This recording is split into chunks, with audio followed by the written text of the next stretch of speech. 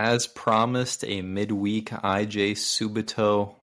I'm your host, Andrew. I've got Irfan here with me. We're going to break down briefly Inter's win over Union in the Champions League, and then we'll cut straight to the good stuff, previewing a potential Scudetto showdown against Napoli on Saturday. Irfan, good evening. What's going on? Hey, good to be here. Got the American contingent here, and it's always good to get together after a commanding Inter win, especially a continental win. So I'm happy for it, and it seems like most of our competitors are sort of melting down, so that's also interesting. Though, of course, we know how that typically can go. So let's get into it. I'm not breaking out the shovels to bury anyone just yet, but I'm getting pretty close. We'll start with the win over Union. I don't have much to say on this one. It was nervy. We all expected a victory. We all expected a large victory, and we got it. But there were tense moments, man. In the first 10 minutes of the match, my boy Promise David and Union had some legitimate goal-scoring chances. Summer, credit to him. He had a great save mixed in there. They were legitimate goal-scoring chances that Union had, and it felt like we were maybe unprepared for the initial onslaught. But after about 10, 15 minutes of that, we settled into the game nicely. We grabbed the 2 goals before halftime, and that was that. From there, it was a training exercise. I'm going to jump into our new favorite segment on interjections, which is PO Watch. So, Irfan, I want you to break down a kind of a mixed bag game from PO for me. Yeah, I thought he played relatively pretty well. There was a little bit of sloppiness earlier on, but he was involved throughout. Like, the one thing I will say about Pio, it's like you don't feel like he's a ghost on the pitch. Like he makes his presence felt, right? Like, and I think part of it is just because he's so big and like he's good at like the hold up play. Now, I think that's also a mixed bag with him, kind of, because sometimes he like completely whiffs on like a pass that he needs to make when he's held the ball, and just the inaccuracy of it all. But given how young he is, like I do give him a lot of credit for how well he kind of integrates himself into the game. I think there's a decent amount of like mishits and not great passing, and then a lot of shots that are sort of misdirected or right at the goalie. But honestly, it's hard to fault him for that when your prime superstar, one of the most expensive or most valuable players in Serie A, is doing the same thing right next to him, Lautaro. So it's kind of hard to fault him for that. But what struck me, what I thought was really interesting, was like he seemed almost like emotional after he scored the goal. Like he went up to Bonnie and he like gave them this like really sort of intense emotional man hug. And like I couldn't really make sense of like why it was so emotional. I mean, maybe it was because it's his like first Champions League goal. But I don't know. It just seemed like there was a lot in that. So I don't know. I would love to see I would love to hear about his like psyche throughout this like match. Like maybe this whole experience of like how much he's been playing and how important he's been has like it's like kind of awe inspiring for him, which is it's kind of nice to see. But that was just interesting. That stuck out to me. Do you think any of it has to do with the missed chances? I mean, he missed 2. I don't want to call them tap-ins, but he missed 2 like goals he scores 9 out of 10 times. One in the first half, one in the second half, where he just had open nets, and the one he pulled, I think he pulled it wide, and the other one, I still don't know how he missed the second one. So maybe do you think the weight of those misses was getting to him, and it was relief to get that first goal? Yeah, I think that's right. It's very possible that that's what it was. It was just like a relief of finally scoring. I think he had a pretty good game overall. Now, again, like I feel like the opposition was giving him a lot of sort of chances and were kind of leaving him open at times, and he found himself in good positions. Again, like you said, he could have scored 2 goals much earlier than he did. But I think maybe it was relief, but it was just, I don't know. It's nice to see. I feel like most Inter fans have like a sympathetic sort of look to Pio, and they want him to succeed. Like, I don't feel like there's a lot of animosity towards him, which we typically do for younger players who don't perform exceedingly well. Now, to his benefit, he has been performing well, but even with those 2 misses and like some of the other mistakes that he might make on the pitch, he seems to have a longer leash with Inter fans than some other young players. So rather than like, judge why that doesn't happen for the likes of like an Aslani or like the accelerator extraordinaire. Like, I'd rather just like appreciate the fact that it does happen for Pio. So hopefully, he continues to like blossom. But I thought he played pretty well. Obviously, the missed chances were not great. But what was really frustrating for me in the first half was how many missed chances Lautaro had, and I was like completely ready to just melt down again into my typical Lautaro, like, just meltdown of why this guy seems to just be able to only hit it right at the goalkeeper. Even the announcers were like, he just shot it right at the goalkeeper. Like, he should have done so much better. And when it's that blatant, you're just like scratching your head. But then, then he scored. And then you're like, all right, that's better. So I don't know. That's just standard course with him, though, isn't it? You also have to give him credit, though. He had the reverse Lukaku with the goal line clearance on the promised David header Yeah. early in this match. And who knows what happens if that goal goes in, because Summer was beaten. And if you go down 1-0, you don't know how this game ends up. So I agree. Lautaro is always a bit of a frustrating player in attack, but you have to give him major credit for that goal line clearance. And just circling back to Pio for 2 seconds, I do want to give him credit for the assist. I think it was Dumfries who did the majority of the work on Lautaro's goal that you just referenced, but Pio did lay it off for him unselfishly and picked up the assist on that. So credit given. Yeah, no, that was a good play, and that was a good that was a mature pass, right? Because you're a striker, you got the ball, you could have just shot it, but he didn't have a great angle. Making that extra pass made it a lot easier for Inter to score the goal. So that was a smart play. Like, it showed some good maturity on his part. What did you think of our midfield? Because there was some pretty heavy rotation, as we talked about in the last episode. And it actually came to fruition for us. So what were your thoughts on sort of the midfield performance? Yeah, this was one of Zelensky's better games for Inter. So I believe he initially started off on the left center midfielder, and then it looked like he moved to Regista once Çalhanoğlu was taken off. And I'm not, we talked about this last episode, Yeah. I'm not a Zelensky Regista guy, but he was much more involved in the game. And it's hard to make determinations because we were playing such a poor opponent, but this worked really well, this midfield trio. And Fertasi also, I thought, had a good game. Fertasi gets roasted all the time because of his lack of involvement in build-up play, and I get it. He is not a passer of the ball. Like, if you look at his stats for the game, he's towards the bottom of the team in touches. He's towards the bottom of the team in completed passes. He's towards the bottom of the team in pass percentage. Like, I get all that. But that's not who he is as a player. And I thought him and Zelensky both played well. Really, the key for this for me is Hakan is back, and Hakan's performing at the level of a world-class central midfielder. And when he's playing the way he is, it's impossible to look bad playing next to him.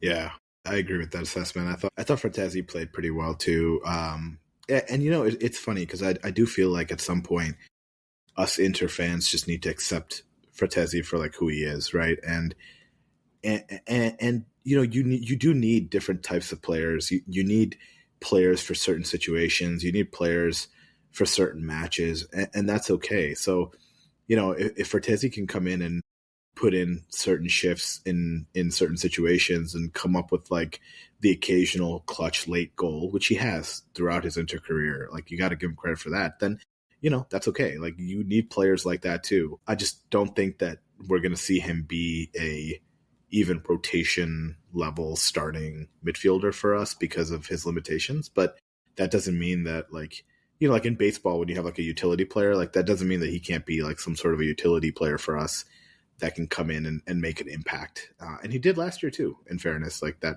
the biggest goal of his career, the Barcelona goal, was just opportune kind of situation for him. And so we'll see what he offers going forward. But I agree with you also on Zelensky. I thought he played really well. His passing was impressive to me. He showed some really good touch on a couple of key passes that led to goals, and I give him a lot of credit for that too. Yeah, Zelensky had high passing accuracy in this match, and it was just the sheer number he was involved in the play. And that's been one of my biggest criticisms of him, is that for a guy who's supposed to be an on-the-ball midfielder, it feels like he's a passenger at times. But that wasn't the case in this game.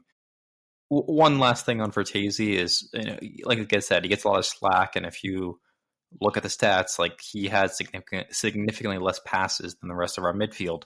But if you look at like longer passes, he had the same amount as Zelensky. So just a different. He's more direct. He has some of the attributes Kivu was looking for, and I'm glad. I forget which player it was. Someone came out and maybe it was Zelensky. Somebody made out and made kind of a snide remark about how Kivu does a better job rotating players and how Kivu keeps everyone energized because they know they're actually going to play, as opposed to Inzaghi, who would play the same starters every game.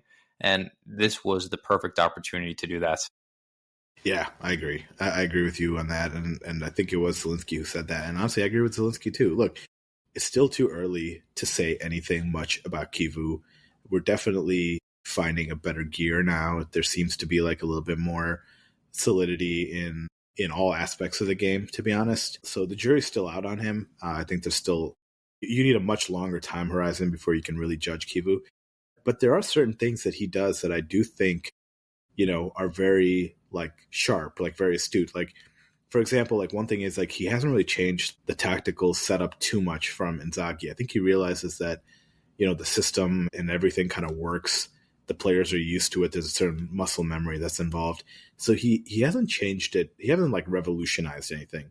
But there are certain things he does on the margins. And I think a lot of it's sort of the man management aspect of it that I think Inzaghi, frankly, was a little bit. The big thing for me this year is the fitness. Last year, this team looked awful. They looked tired. They looked heavy. And I chalked it up to the number of matches they were playing. I'm like, how can any team not be tired given what they're going through right now and the lack of squad depth?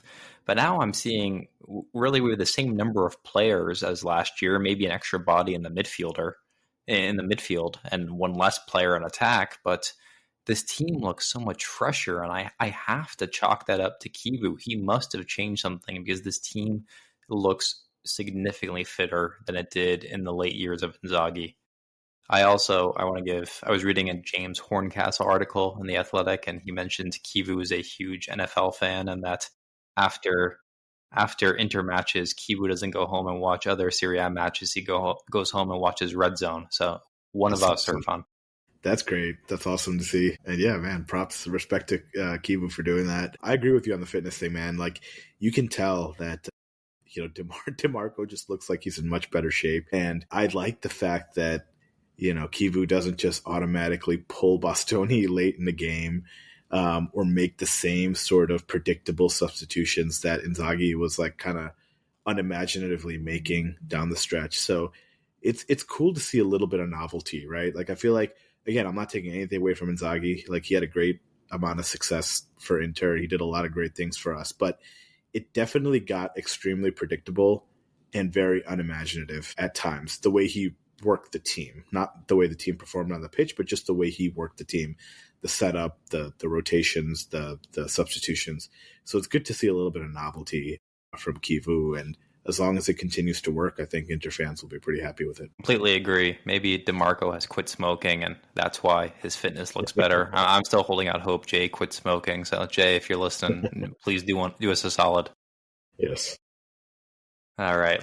You mentioned, lacking creativity, lacking imagination. Let's talk about one, Antonio Conte and his Napoli side, who just got demolished in the Champions League this week to PSV. It's fun. There's a running joke about Conte and he struggles in Europe, and then he goes and he just leans into it in the best way possible. And I couldn't have dreamed up him conceding 6 goals on a Champions League fixture. So full credit to Conte for that one. Yeah, it's unbelievable. It's funny. I think I looked at some point at the Champions League fixtures, and I always look at who the Italian teams are playing. And when I saw, PSV versus Napoli, I didn't even really look at it twice. It wasn't even in my head that it was going to be a competitive or, interesting match or something worth following or worth watching. And then as the game was starting and going on, I kept getting these alerts and chats from people about this, and I was just like blown away. I was like, wait, is this PSG or is this PSV? Oh, okay, it's PSV. And then like, wait, what's going on? And you're right. There's something about this guy in Europe. It's just I cannot explain it. I'm at a loss for words on what happens but he's the ultimate choke artist in Europe. It was entertaining to see, and of course the meltdown and the aggressiveness right after is just prime Conte. Yes, they signed too many new players. That's the issue. I, I'm busting balls, but I actually get his point. It's hard to integrate 9 new players at once, but honestly, Kivu's having to do a similar task with his group of guys. You can't overstate how important this match is. Last year, we lost the Scudetto because of this fixture when we drew Napoli twice, and in one fixture, Hakan missed a penalty that's would have given us a lead and probably would have given us a win and therefore the Scudetto. So you need to take direct points from a rival here. I don't know if you can say Napoli is our biggest Scudetto threat at this point. Perhaps it is actually Milan. But still, in order for us to prove that we are serious about the Scudetto, we need to finally beat one of our direct rivals. And this is the second opportunity to do so this season. And I want to see us for the first time in about a year and a half take advantage of the opportunity and beat a team. I will say, so everyone's high on their horse making fun of Napoli right now because they've lost 2 matches in a row. They lost to Torino in the league last week. They got demolished by PSV midweek. But overall, this Napoli team is still having a good season given everything going on in their squad. If you look at the underlying metrics, they've actually been quite unlucky this year. They lost to Milan despite producing way more chances than Milan in that game. They produced a ton of chances against Torino. They also conceded a lot of chances, but still, like on the whole, this team has been very unlucky. And they are dealing with a lot of injuries. There's no Lukaku, there's no Romani. McTominay's been banged up. So it's going to be a different looking Napoli side. They've moved away from using the back three that Conte is so famous for. They're using this 4-1-4-1. McTominay's on the left. At striker, they've been using Højlund, who's having a nice season. He's scored, I think, 2 league goals at this point, which, considering how poor his form was at Manchester United, I think you have to consider that a positive step forward. And of course, their most, their leading goal scorer and, one of the biggest brand names in this league, Kevin De Bruyne. Like I said, 3 goals, leading scorer for them, and he's already gotten into it with Conte a few times when he's been mad. He's been taken off in matches. So it's an intriguing Napoli side despite the injuries. I want to say they lost. Anguissa went down with an injury, right, Irfan? Like that was Yeah. I think that happened last weekend. Yeah, I think that's right. Yeah, I don't think he's playing. Yeah. So that's a big loss for them when I'm talking about all these injuries that are piling up. So we have the advantage from a form standpoint. We have the advantage from a confidence standpoint.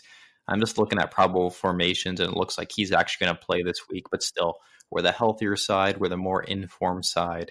It is tricky because it's an away fixture, but this is a match you expect us to win. Yeah, I agree. I think your point about how we need to beat a direct rival is like so important because usually you take draws and it's not a bad result. Like if you're playing Juventus, you're playing Napoli, even if you're playing like someone like Roma, any like legitimate team, like you would take a draw when you play away. But I think this team in particular, Inter especially, they need to win. They need to get 3 points from their rivals because there's a psychological element to it. There's a confidence element to it. And over the last few years, I feel like that's one thing that's really been lacking for us. It's like we get caught up in the name and the history of the team we're playing, almost as if we're like intimidated without actually like looking at the reality of who these players are on the pitch. Like we've lost to some like historically bad Juventus clubs, and it doesn't matter. Like they could be horrible, but for some reason when we play them, they'll just dominate us and get a draw or get a win. And Napoli is kind of one of those similar sorts of teams. It's like sometimes we just have this like psychological disadvantage when we play them, even though it's not reflected in like the reality on the pitch. Like this Napoli has good players, there's no doubt. But like you said, they've been injured, and we're in a great run of form right now. Everything seems to be harmonious in our locker room as well, unlike Napoli. So this is where you go in and you really kind of signal your intent that you're here and you're going to be a Scudetto challenger, if not the favorite, and you got to go and get 3 points.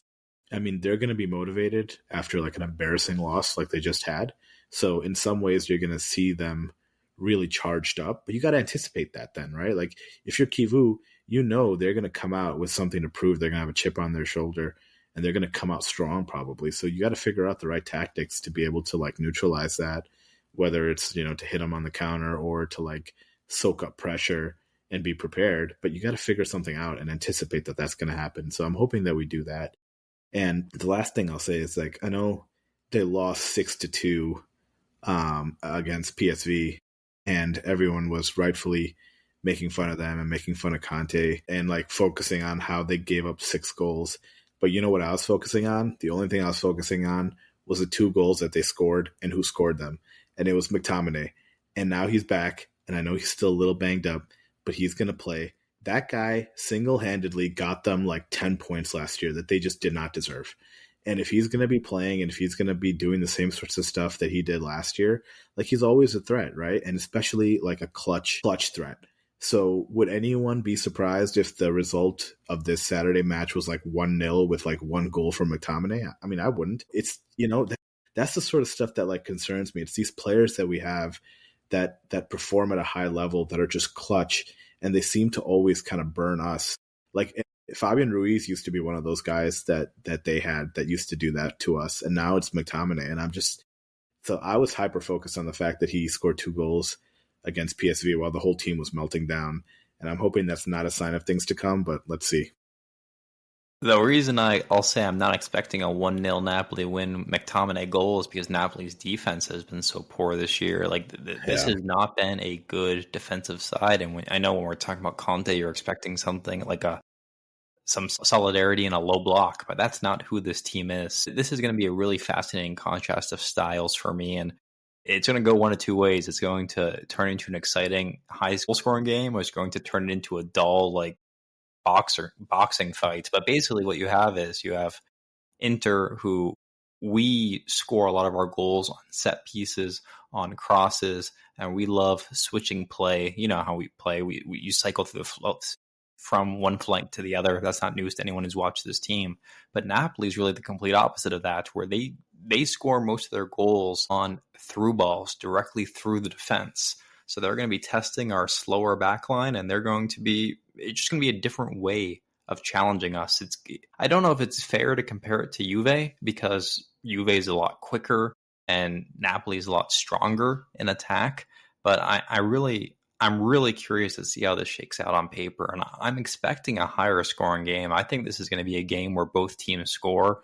Maybe both teams score multiple goals. Maybe I'm misreading this and it comes out and, you know, the nerves will take over, but I think there's a really compelling case for this to be one of those bonanza like 3-2 games we saw against Juve.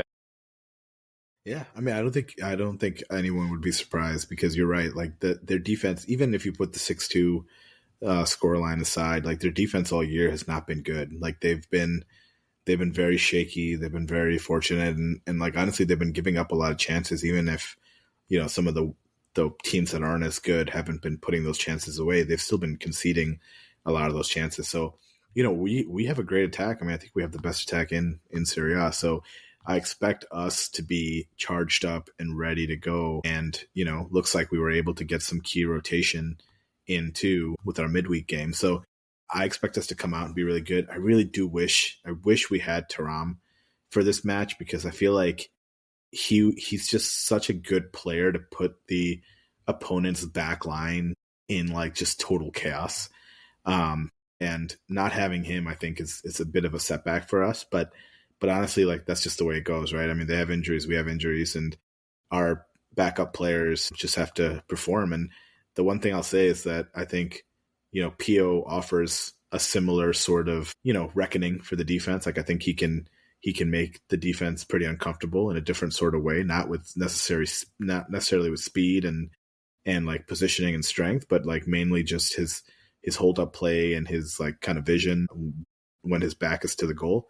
And then if Bonnie plays, then he offers something more similar, I think, to Thuram, in that he offers some speed and some trickery. And I've been very impressed, by the way, with Bonnie's ability to also facilitate. Like that's been pleasantly surprising. Like he set up that appeal goal for us, and it's been really nice to see how involved he is in the attack without necessarily needing to score. So I think we have all the pieces in place to really put Napoli under immense pressure, but they have some very tricky sort of players that can do the same for us. So I agree with you. It's going to be very interesting to see how it shakes out. Yeah, Napoli have not kept a clean sheet in any competition since August. This is a team that has been leaking goals for the past 2.5 months of the season. And like I said, I'm not overreacting to one bad game in the Champions League with 10 men at times against PSV. This has been a season-long problem. They gave up 2 goals to Pisa.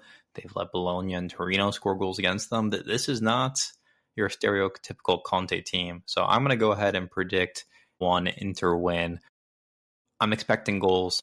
I think there's going to be a lot of goals. I could see this thing, like I said, even being a 3-2 type or fair. I'm going to, why I feel confident we're going to be able to shut down this Napoli attack, which is, if it is a dangerous attack, has a lot to do with Akanji. And he brings an element to our defense we didn't have last year in terms of pace. He's obviously quicker than Pavard, and he's just been an excellent addition. So having him on the same side of the field McTominay plays on, I feel a lot more confidence. I feel a lot more assured having him there. Politano has never given us too many problems in all our years playing against him. Bastoni generally does a great job. And you have to trust Cherby to go up against, whether it be Luca, Hoyland, whoever they decide to use at striker. I mean, I trust Cherby in those spots. So there'll be some interesting battles in the midfield. Like I said, Anguissa has given us problems over the years. But this is a game we can win. We're the fresher of the two teams because, as you alluded to in your conversation points, Napoli worked hard in that PSV match. They were fighting for their lives until the 60th, 70th minute, whereas we had ours wrapped up pretty early. So I'm feeling good about this one. So give me 2 goals. I'm going to give a goal to Bonnie because that's all the man does. And I'm going to give a goal to... Let's give one to Hakan. He's playing really well right now. Well, not a penalty, though, just an actual Hakan goal. So what do you got for me, Irfan? That's great. I was actually just thinking about the fact that the key matchup for me, because I agree with you, I think we match up pretty well with them when it comes to their attack versus our defense, and when it comes to our defense versus their attack. Like I think like we all match up pretty well on that front. I think it's really going to come down to like the midfield. And you made the point earlier that Hakan's been playing really well.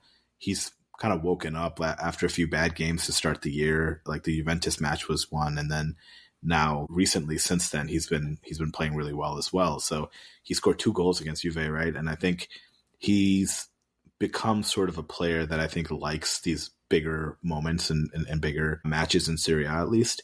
So I expect him to play really well against Napoli. So I'm not surprised that you picked him for the goal. Honestly, I think we're going to win also. And I'm trying to like not, let the recency bias get ahead of us. But I just feel like we've been very solid. And like I've been really happy with the way we've been defending as a team, with the midfield and the wingers helping out the 3 center backs. And Akanji, like you said, has been playing really well. So I just feel like we have sort of like a fortress mode sort of set up in defense. So I trust us to be able to pull out a result. I'm actually going to go with a 2-0 win. The second goal, I think, will come really late. So it'll be sort of like a tense match, but we'll score 1 and then we'll add another late. And I'm going to give the goal to Lautaro, and I'm going to give a goal to Bastoni off of a corner header. I like it. We haven't mentioned this.